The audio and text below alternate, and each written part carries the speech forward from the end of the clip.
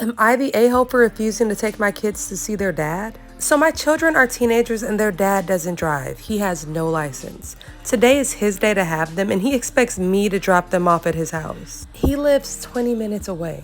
He also owes child maintenance money, which he has been withholding.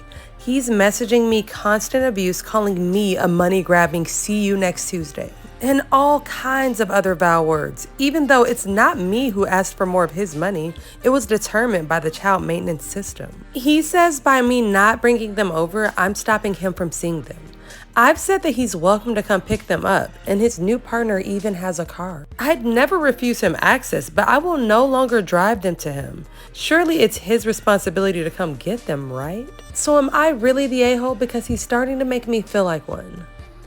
This one is a no-brainer. It is his responsibility to come get his kids. Are you kidding me? Now, I will say, me personally as a mother, if my kids were like begging me to see their dad and the dad was that useless, I probably would take them over there just for my kids' sake. But at the end of the day, it is not OP's responsibility. So she is definitely not the a-hole, and the father is a 9 out of 10 for being a deadbeat dad. Hey, you guys have to let me know in the comments what you think. Also, let me know what you think about my latest flower jar and drop some purple emojis in the comments if you love it as much as I do.